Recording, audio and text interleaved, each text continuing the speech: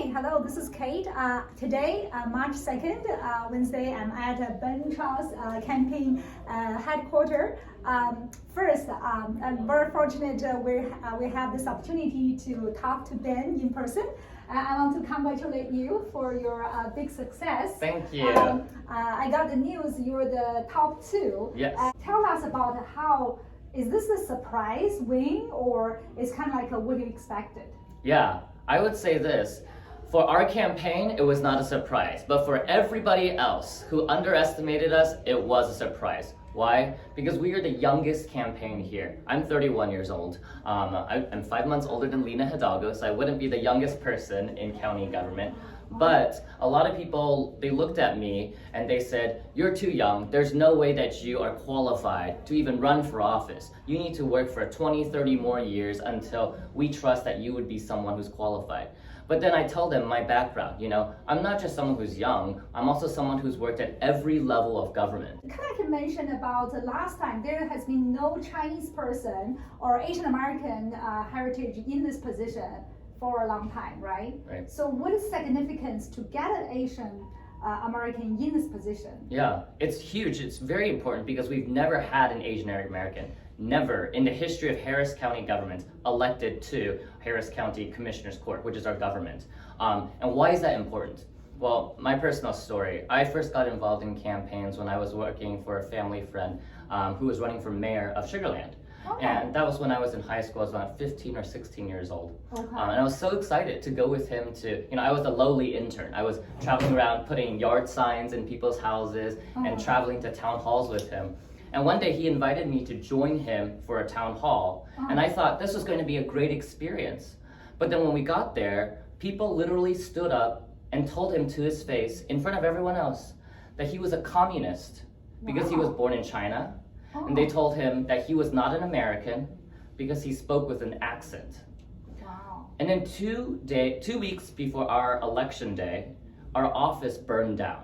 Oh, wow. So let me just reinstate it. So this was when you were 15, right? Yeah. So someone was running as a mayor in Sugar Land, right? So actually I live in Sugar Land, and many of the audience also live in Sugar Land. So when that person was running for the office, someone said he was a communist, or he's communist at the time, right? How many years ago was that? This is 2005, 2006. 2005 and 2006. Wow, that's a really... cannot believe. It's not too long ago, right? That's only like 15, 16 years ago. And if you think about it then, that was the precursor to what we know nowadays as anti-Asian hate. Representation. Like if we don't do that, then when will we? I see. So the reason I guess you think is important is because your experience in the past also gave you this motivation trying to represent the Asian Americans, right? So that's why you running for this election. Also just explain more about the importance being in this position, how that will do for the Asian population. Yeah, I mean, like we talk about like Asian American representation, right? But I think for all of us, we know that it's not just about representing our community. When we're elected, it's about doing good for everybody, regardless of your skin color, right? It's with the mindset of knowing that because I know what our community as Asian Americans, that how we've been discriminated against, we bring that sympathy, that empathy to every other minority in any sense, right? Whether it's skin color, it's based on who you love, based on your religion, anything, right? It's that understanding of how do we bring that mindset to crafting policy in a way that lifts everybody up. And I think that's the importance of why we need diverse representation in county government here. I have a question from the audience yesterday asking about what would a commissioner do? Yeah. People really don't understand the position. That's a great question. So county government is just like your city council. Your county commissioner, think of it as a city council member, and the county judge who's on top, who's represented countywide, she's like our mayor. So that's the difference, right? It's like local government. So we fix your roads, we work on flooding, we work on reducing crime. Those are some of the big issues, but also public health. We run the local public hospital like Ben Taub and LBJ hospitals. We help for environmental protection. Those are all the things we work on, very local issues. So what's the difference between the county government and then the city government? Those sounds like city government's duty as well. Yeah, great question. So if you are in an unincorporated area, which is a place that does not have a city, so Katy or Cypress, they don't have a mayor there. Okay, Oh. so that's where your county commissioner serves as your city council member. I Okay, see. and if you live in places like the city of Houston where you do have a mayor, the county commissioner helps. So anytime the city doesn't have enough money, so for example, here in Houston, we have potholes everywhere on the roads, right? Road is really bad. The county commissioner can step in and help pay to fix the roads. So Oh. it's working in partnership with the city when you live in the city, and if you live outside of the city, it's to provide all the local services that a city usually would provide. I see. May 24th, that'll be a runoff, right? Yes. So then, would you also explain to the audience who can vote in that election, May 24th? If people did not get to vote in March or March 1st, could they join in this election? Because yesterday, as many of the audience maybe saw my other video, there was one lady, she's trying to come in here and vote for you, but then she did not get to vote because she did not register. So if they did not register for the March primary election, can they register for this one? Great question. So if you are not registered to vote yet, register now and you will qualify to vote for me on May 24th. The deadline to register is always 30 days ahead of the election. So if you register before the end of April, you are qualified to vote in the May election. And secondly, if you voted in this past election, if you voted in the Democratic primary, you can vote again.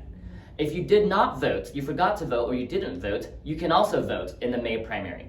The only people who cannot vote for me this time around are people who voted in the Republican primary. So if you vote in Republican primary, you can only vote in the Republican primary runoff. Wow, okay, let me just summarize. People who have not gone voting March 1st, you now can come and vote. And people vote in the, on March 1st in the Democratic primary, and then you can come out and vote for Ben too. Only those people who voted for a Republican in the primary March 1st then cannot vote for him. So thank you also for teaching me and the audience about this primary and runoff election. It's very new actually to myself. In terms of just like in what would you do once you're elected? I would say there are top 3 issues. The first, fixing our roads. We gotta fix the roads. So I have a 72-hour guarantee. You report it to us, we'll have some kind of online, think of like Waze, like where you can, if you ever drive through the driving app called Waze, you can see where, people are telling you there's like traffic accidents or there's, police officer, whatever, right? It's crowdsourcing that information. We'll have a very easy application for you to tell us where every pothole is in Harris County, and then we will come and fix it within 72 hours. That's our number 1 part. The number 2 is flooding. How do we make sure that our homes do not flood, our businesses do not flood? And a large part of that is, how do we take the power of developers and county government and separate it? Because right now, our county government is too tied in with our developers. We as the people should demand that we have the ability to stand up against development when we need to, and say that the government should represent the people, not the moneyed interests out there.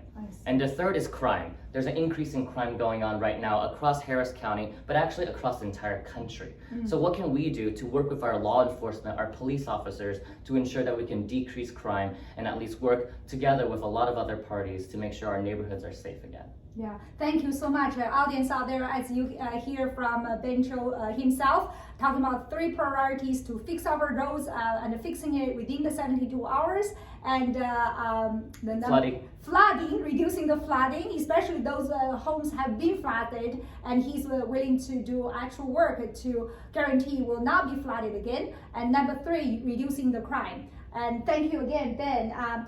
Audience out there, if you did not vote on March 1st, then come on and vote for him. Thank you so much. Yeah, bye. Thanks.